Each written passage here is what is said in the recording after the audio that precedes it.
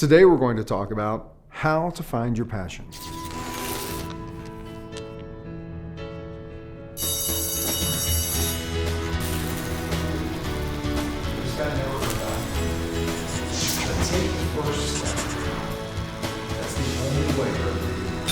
Tonight, Jerry and I were getting ready to film, and we were discussing what topic to cover because we've already recorded 40 episodes of Self-Awareness 101.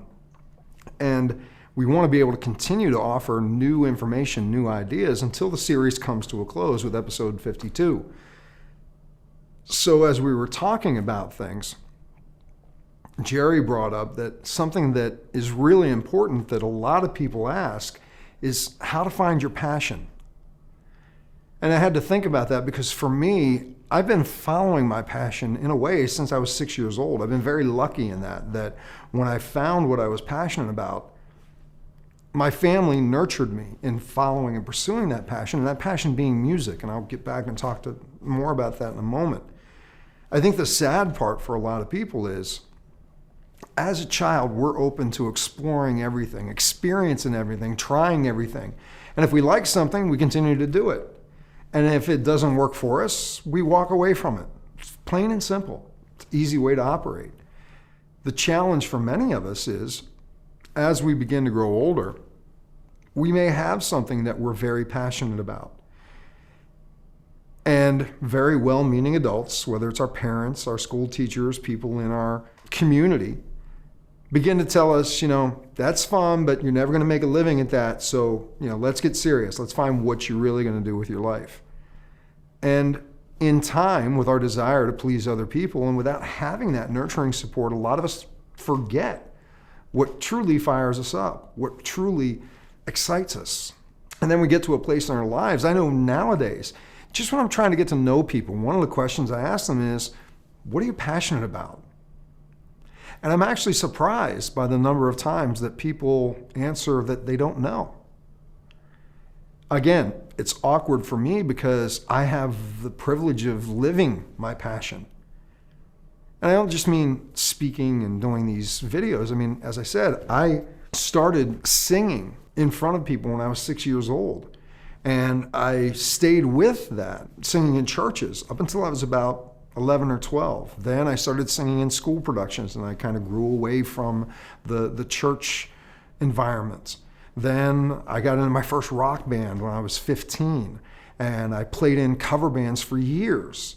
And then I kind of moved past that and got into writing original music and recording original music.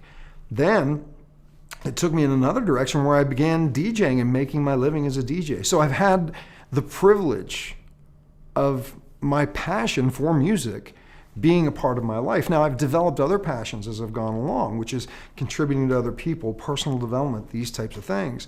But music has always been there, and it's guided me along the way. I think for many people, and what we've learned is they get so caught up in the responsibilities of being an adult that they lose connection with that passion. And for me, one of the ways of how to find your passion that I was exposed to was through a Tony Robbins event. And Tony had said, think back to when you were a child. What was the very first thing you wanted to be? What do you want to grow up and do? For me, the first thing I could remember was I wanted to be an airline pilot. Now, I never knew an airline pilot. I didn't live in an area where there was, planes around that much. But he asked me to take away the pilot part of it and look at what was it about being a pilot? What did I think I was going to get from being a pilot? What was it that excited me about the idea? And as I thought about it, what excited me was adventure, freedom, travel, going to new places, experiencing new things. So then he asked us, what's the second thing that you wanted to be when you grew up? And for me, the second thing was I wanted to be a truck driver. And again, the process being, okay, why? Not so much the manifestation of the job, but what was it about the job that excited me? And again, it was about travel. It was about going to new places. It was about connecting with new people and new experiences. I started to see there was a pattern here. What was the third thing that you wanted to be when you grew up? Again, for me, it was singer, because by 6 years old, that's what I had tapped into. And I had to look at Why? Why was it that I wanted to be a singer? When I looked, it was about connecting with people. It was about self-expression, about being able to just open myself up and watch people's reactions and help move them and inspire them. Now, that worked for me in recognizing the pattern and the passion for myself. But when Jerry and I were talking tonight about how to find your passion as a topic, he said that didn't connect so much for him. That wasn't a tool that helped him in finding his passion. And what he suggested, and I resonated with, and I think it's a really good idea for people, is to think back to when you were a child and remember what it was that you just loved to do. Something you could do for hours on end and just nothing else mattered. As an example, for some people it's art, it's drawing, it's finger painting. For some people it's singing, it's music. For some people it's playing out in the dirt, planting and exploring plants and animals. For some people it's tearing things apart and finding out how they work. If you think back and any of those things just lit a spark in you, that may be what your passion is. Take a moment, write down these things. What was it? What do you remember that really fired you up? And sadly, there are a lot of people who can't remember their childhood and remember those things. Ask yourself now, if you think about different possibilities, which ones just get you excited when you start to think about it? Is it learning to play an instrument? Is it expressing yourself through drawing? Even though you think you may not be that good of an artist, we're not talking about making a living doing this.